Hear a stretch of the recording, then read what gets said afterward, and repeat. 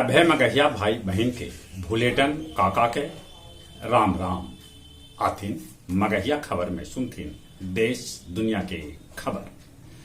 नया संसद भवन के उद्घाटन पर खींचतान 19 गो विपक्षी दल बहिष्कार के कैलन है ऐलान। 3 देश के दौरा से लौटलन प्रधानमंत्री नरेंद्र मोदी। पालम हवाई अड्डा पर कैल गेल उनकर भव्य स्वागत। आज हो रहा है सूबे भर में पंचायत उपचुनाव। एगो सर्वे मुताबिक 64% भारतीय भीड़ न है 2000 नोट। देहरादून से दिल्ली तक चले वाला वंदे भारत ट्रेन के आज प्रधानमंत्री नरेंद्र मोदी देखौतन हरियर झंडी। उत्तराखंड के ऋषिकेश के नरेंद्र नगर में G20 के बैठक आज से 27 मई तक चलत। धीरेन्द्र शास्त्री के भेटायल वायु श्रेणी के सुरक्षा।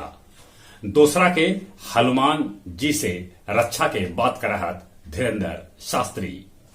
लखीमपुर खीरी में एगो एटीएम में लग गेल आग।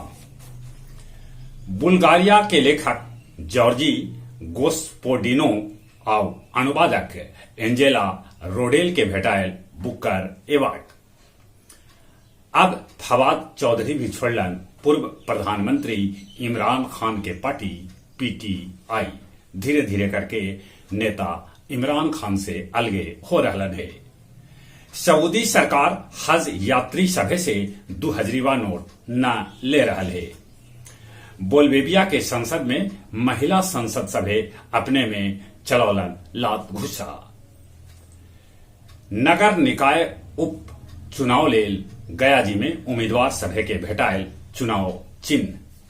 टेकारी के मदारपुर गांव में शादी समारोह में सिलेंडर फटे से 10 आदमी हो गलन घायल। टनकुपा के पुनौल मोड़ भीर अपराधी एगो फाइनेंस कंपनी वाला से छीन लेलन 1.73 लाख रुपया। गहलौर घाटी में 5 गो जोड़ी के होयल सामूहिक विवाह। ई अवसर पर पूर्व मुख्यमंत्री जीतनराम मांझी रहलन उपस्थित। अब कुछ खेल के समाचार। आईपीएल के एगो एलिमिनेटर मैच में Mumbai Indians Lucknow super joints के 81 रन से हरा दिलक। आज प्रधानमंत्री नरेंद्र मोदी खेलो इंडिया यूनिवर्सिटी के खेलों के तेसरका सत्र के करतन उद्घाटन। पहलवान के अध्यक्ष ब्रजभूषण सिंह नार्को टेस्ट करावे लेल तैयार है। अंडर 20 फीफा विश्व कप में ग्वाटेमाला के 3-0 से हरा के अर्जेंटीना प्री क्वार्टर फाइनल में जगह बना लेला।